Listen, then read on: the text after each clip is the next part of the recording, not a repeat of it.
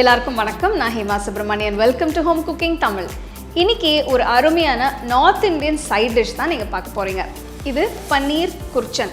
So நம்ம பன்னீர்னா நம்ம எல்லாருக்குமே ரொம்ப பிடிக்கும். பன்னீரில் நிறைய ரெசிபிஸ் செஞ்சுருக்கேன். ஸோ இந்த சைட் டிஷ் வந்து ரொம்ப குயிக்காக ரொம்ப ஈஸியாக செய்யக்கூடிய ஒரு சைட் டிஷ். சப்பாத்திக்கு சூப்பராக இருக்கும். ஸோ வாங்க இந்த பன்னீர் குர்ச்சன் எப்படி செய்யறதுன்னு பார்க்கலாம்.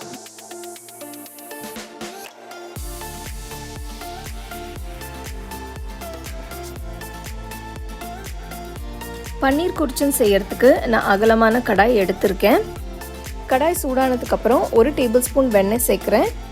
வெண்ணெய் வேண்டாம்னு நினச்சிங்கன்னா நீங்கள் நெய் இல்லைன்னா ஆயில் ஊற்றி கூட செய்யலாம். ஆனால் வெண்ணெய் சேர்க்கும்போது டிஷ் இன்னும் நல்லா ரிச்சாகவும் டேஸ்டியாகவும் இருக்கும். வெண்ணெய் உருகுனதும் இதில் 1/4 டீஸ்பூன் சீரகம், மெலிசா நறுக்கின வெங்காயம் 2 சேர்த்துட்டு வெங்காயம் நல்லா ஒரு கோல்டன் கலர் வர வரைக்கும் வதக்குங்க. வெங்காயம் நல்ல கோல்டன் கலர் வந்ததும் இதில் மெலிசான் கட் பண்ண குடமிளகாய் போட்டு 2 இல்லை 3 நிமிஷத்துக்கு வதக்கலாம். 2-3 நிமிஷம் வதக்கினதுக்கு அப்புறம் 2 மீடியம் சைஸ் தக்காளி பொடியை நறுக்கினதை சேர்த்து நல்லா வதக்குங்க.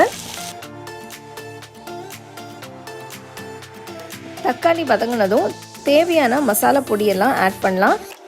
ஃபர்ஸ்ட் 1/4 டீஸ்பூன் பெருங்காயத்தூள், 1/4 டீஸ்பூன் மஞ்சள் தூள், 1 டீஸ்பூன் சீரகத்தூள், 1 டீஸ்பூன் தனியாத்தூள், 2 டீஸ்பூன் காஷ்மீரி மிளகாய்த்தூள், அப்புறம் உப்பு தேவையான அளவு சேர்த்து நல்லா மிக்ஸ் பண்ணலாம்.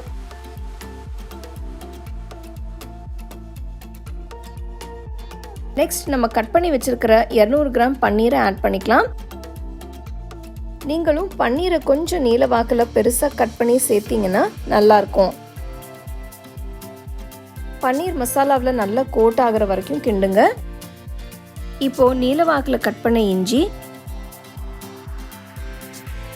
கொஞ்சம் கசூரி மேத்தி போட்டு லைட்டாக மிக்ஸ் பண்ணுங்க.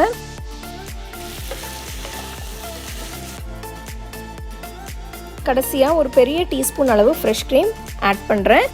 ஃப்ரெஷ் க்ரீம் ஆட் பண்ணுறது ஆப்ஷனல் தாங்க, ஆனால் ஆட் பண்ணால் டேஸ்ட் ரொம்ப நல்லாயிருக்கும்.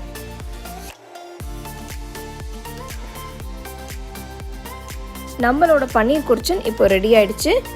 இதை நீங்கள் சப்பாத்தி, ரோட்டி, நானுக்கு கூட சாப்பிட்லாம். ரொம்ப நல்லாயிருக்கும்.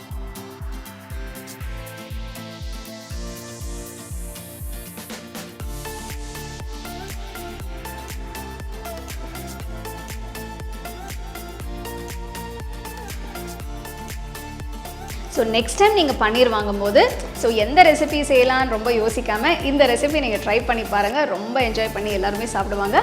அதே மாதிரி செஞ்ச உடனே சூடாக சப்பாத்தி இல்லைனா ஃபுல்காக்கு சர்வ் பண்ணிங்கன்னா பிரமாதமாக இருக்கும். ஸோ இது ஒரு பர்ஃபெக்ட் சைட் டிஷ் சப்பாத்தி ஃபுல்காஸ்க்கு. கண்டிப்பாக அதை ட்ரை பண்ணி ரசித்து சாப்பிடுங்க.